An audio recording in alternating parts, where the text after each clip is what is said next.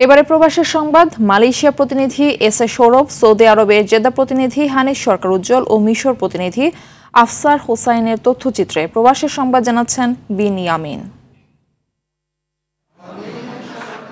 মালয়েশিয়ার কুয়ালালামপুরে প্রবাসী বাংলাদেশি ব্যবসায়ী ইসমাইল হোসেনের মৃত্যুতে পবিত্র কোরআন খতম ও দোয়া মাহফিল অনুষ্ঠিত হয়েছে। রাজধানীর বুকিত বিনতাং বাংলাদেশি ব্যবসায়ী কমিউনিটি এ আয়োজন করে।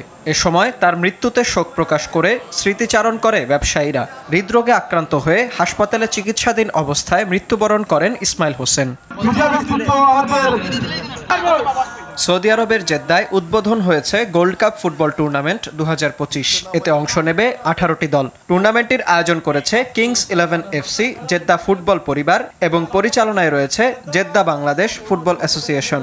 কিংস 11-এর সভাপতি আব্দুল কাইয়ুমের সভাপতিত্বে এবং শাহেদ আহমেদ ও দেলোয়ার হোসেন মুজাহিদুলের যৌথ সঞ্চালনায় উদ্বোধনী অনুষ্ঠানে প্রধান অতিথি ছিলেন জেদ্দা ইয়াংস্টারের প্রতিষ্ঠাতা আলমগীর হোসেন। এছাড়া বিশেষ অতিথি ছিলেন জেদ্দা ইয়াংস্টারের সভাপতি মনোয়ার খান, আলী আকবর সোহেল, সুরুজ খান, মাইনুল হক, রজব আলী ও নজরুল ইসলাম সহ অনেকে। মিশরের আল আজহার বিশ্ববিদ্যালয়ে অধ্যয়নরত বাংলাদেশি কৃতি শিক্ষার্থীদের সংবর্ধনা দিয়েছে আজহার ওয়েলফেয়ার সোসাইটি ও হাফিজি চ্যারিটেবল সোসাইটি।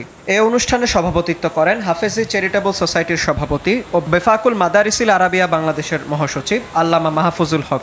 অনুষ্ঠানটি সঞ্চালনা করেন আজহার ওয়েলফেয়ার সোসাইটির সহসাধারণ সম্পাদক মোহাম্মদ তাওহিদুল ইসলাম ও আব্দুর রব। স্বাগত বক্তব্য দেন সংগঠনের সভাপতি শিহাব উদ্দিন।